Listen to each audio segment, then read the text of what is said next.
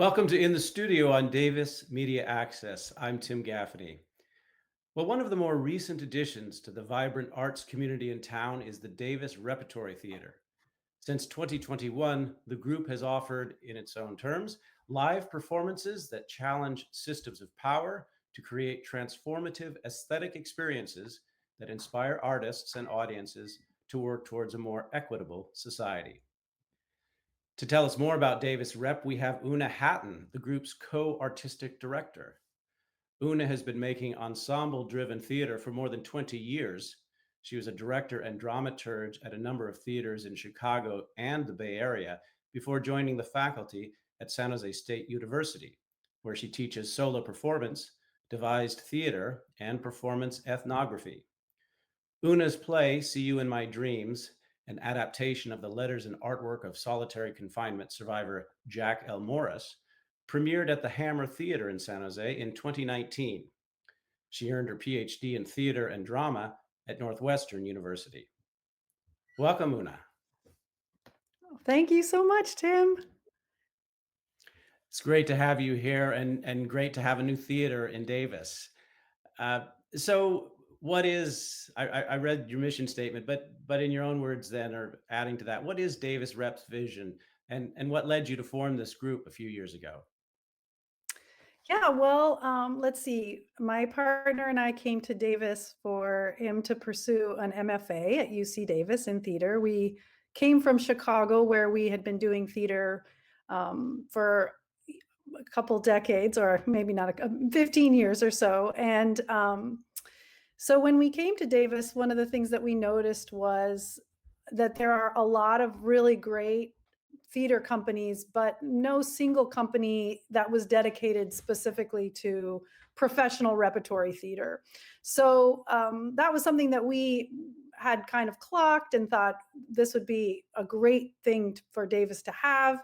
And then when our kids got a little bit older, frankly, and we had a little more bandwidth, we thought, okay, well, let's embark on starting that. So one of the things that we are really interested in is bringing professional level theater to Davis, but also we are, as you read in our mission, we're very interested in issues of power and equity as well. And we have a background in community and children's theater, so we're also really interested in doing work that engages specifically with people in this community. So right now we're really working to find a blend of how we can do all of those things, hopefully. Great, great.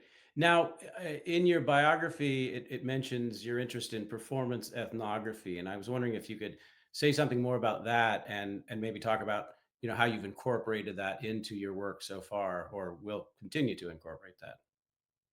Yeah, absolutely. Great question. So performance ethnography is pretty much what it sounds like. If we think about ethnography as writing, or in some cases film about cultures, performance ethnography is performance about a specific culture. And so when we think about a culture, that could mean anything. That could be, senior citizens in Denmark, or that could be, nightclub dancers in Temecula, California. So in this case, performance ethnography would be performance about the people of Davis, or about people in our, in Yolo County, in our extended community. And the way that this is working at Davis Rep right now is in our current show, Gynecologos, which is an interview-based performance about gender, sexuality, and women's reproductive health. And so what we're doing is we have a community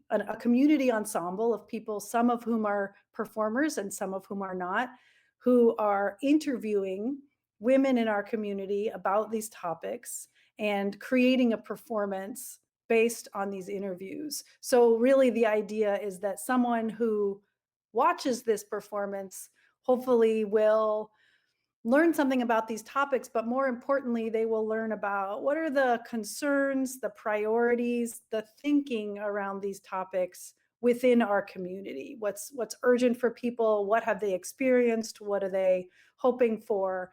So that the performance is very specific to us.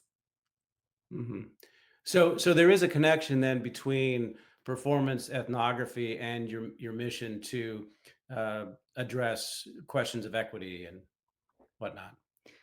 Yeah, absolutely. And this particular performance was inspired. The idea for it was, I was inspired by the Dobbs decision, and as I've said in some other places, uh, what was to me a sort of bewildering presence of a lot of men in conversations around abortion and reproductive health, and not a lot of women's voices in the public conversation. So that was the original inspiration. Is I thought I really want to hear more women's voices, and I want to hear the voices of people in my community.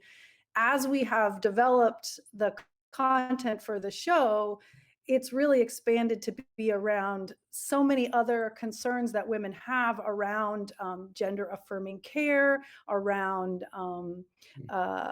sexuality, and yeah, lots of different topics, but certainly all related to issues of who has the right to decide, you know, how someone wants to live their life and how they Mhm, mhm. identify. Now, am I correct in saying that this is one program in a set of programs uh, due this spring from you, the Saturday series program? Am I understanding that correctly? And if so, could you say something more about the rest of the program? Yeah, you bet. So this is thanks to the American Rescue Plan and the City of Davis, and the YOLO Community Foundation. We received a grant through that program, which has allowed us to fund this series. So it's three performances: one in March, one in April, one in May. The first one is Gynecologos. The second one is called En las Sombras, which is translates to In the Shadows, and that's a reading of a play by Jordan Ramirez Puckett, who is an American playwright.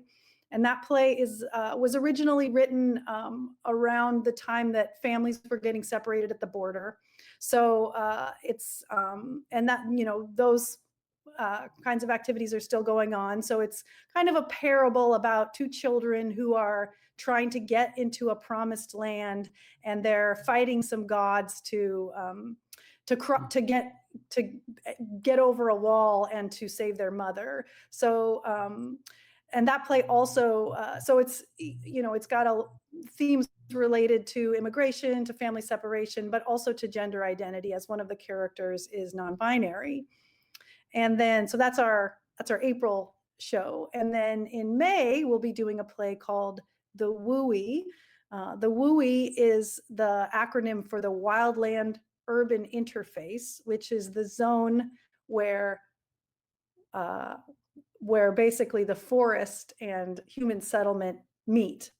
So this is a play about California wildfires and about all the different people who exist in the WUI, all the different stakeholders and their different priorities and thoughts about what should be done about wildfires. So you can see Mhm. it's all of it is kind of about these hopefully relevant and timely issues, but Yeah. a real broad range of interests. So hopefully if someone's not interested in reproductive health, maybe they're interested in climate Okay. change or another topic that we're exploring through this series, which is and all three are free. All three are going to be offered with ASL interpretation. So we're really Mhm. excited to use this series as a way to introduce ourselves to the people of Davis. So, yeah. Great. Can you say something more about your programs and both coming up and in the past? And that is the spaces that you've used, because it's my understanding you haven't used necessarily traditional proscenium, thrust stage type spaces. So can you say something more about that? Yeah, Tim, thanks for that question. This is a wonderful question because Davis is a really great place, and in my opinion, doesn't have a great venue for a theater like ours, which we hope to change that at some point. Um, but I came up in Chicago, where a lot of the theater is in 50 to 75 seat houses. So we have the Vets, which is a beautiful space, and they've been working really hard to bring that space up to kind of the standards that it should be at for a city of our size and our commitment to cultural events. But it's a little too big for me for Davis Rep at this point. For a new theater, we're not going to fill a 300 seat house for a month run. um, I think it's great for one-time events. It's great for shows of a certain type that are maybe larger, more presentational. But for small, intimate aesthetic experiences, a smaller space is really, I think, ideal. So actually, I think the DMTC space, for people who have been in that space, I think that's a great space. That's more of a size of space that um, I feel, you know, warm and fuzzy working in.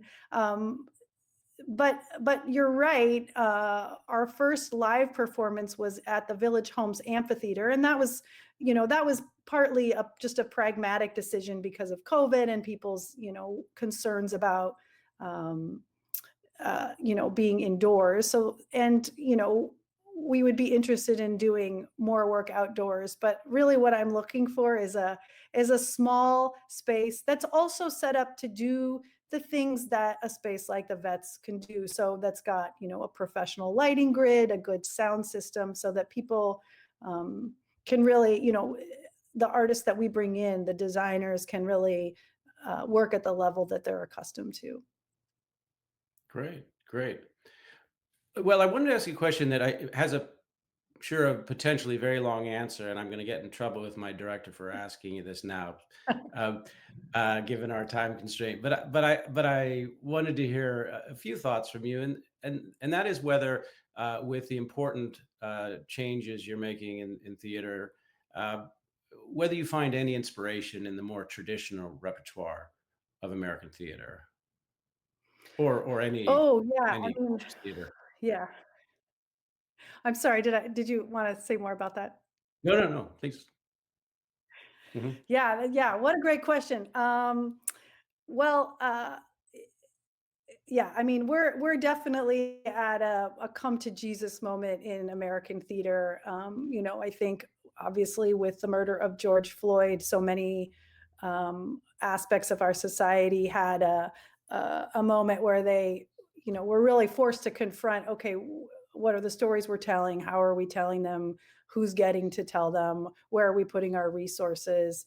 And then also because of COVID, a real question about why are we doing live performance? And we did a virtual reading of a play, and kind of concluded the same thing that we had suspected all along, which is that, at least as far as Davis Rep is concerned, we're not interested in exploring the potential of virtual theater. So we are still very much in favor of live theater. So to that point, I would say, there are chestnuts from the American theatrical canon that are, if they're performed live, there's still the opportunity for wonderful experiences. And there are some incredible playwrights, from our past, and our not so distant past, absolutely, um, that we would love to produce. So yes, I wouldn't say that I am that we're not interested in doing previously published and Mhm. well-known works at all. But we are interested in doing things that feel like they explore the questions that we're interested in. So, you know, that's kind of I'm not getting very specific, but I'm happy to say more if That's great because you're saving me from yeah. getting in trouble by going too long with the answer, so. Well, we certainly don't want Um, to get the director so mad. yeah, no, but that was very thoughtful, thank you, I appreciate that. One last thing, I also understand you've got on your schedule something for the fall coming up, here first, is that correct? And just wonder if you could say something quick about that. Yeah, thank you so much. And this now goes back to your question about venue. So I'll try to be very fast with this, but So we did in 2020, we did a reading of the Thanksgiving play by Larissa Fasthorse. That was the first live show we did at Village Homes Amphitheater, and that was a great experience.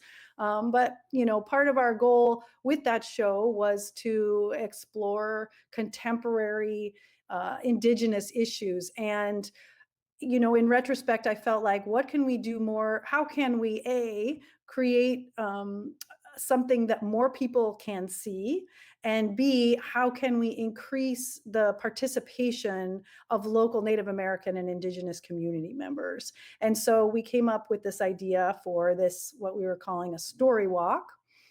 Here first. So it's a pun, but it's HEAR, here first. So it's an audio piece that's about 40 minutes, and it will have short, 3 to 5 minute pieces by different contributors about things like history, culture, language, stories, memoir, climate change, all by Indigenous contributors. And so, yeah, that's the idea, is that it will be available on our website and you'll be able to access it anywhere. And the hope is that we will have a recommended route that you can walk as you listen to these stories, so that there can be a connection with, engaging with the outdoor world while you're also listening to the stories. Wow. Well, just a fantastic description of yet another way this your theater is being creative and doing new things in this town. I think we're all just very excited that Davis Rep is here in town and has this wonderful schedule planned, and we look forward also to 2024. So, Una, Yes, thank you well, so thank much. you. Yeah, thank you so Just much. thank you And so much for yeah, joining us to discuss all this. And thank you all out there for joining us here. I'm Tim Gaffney, and you've been watching In the Studio. I've been talking with Oona Hatton of the Davis Repertory Theatre here on Davis Media Access.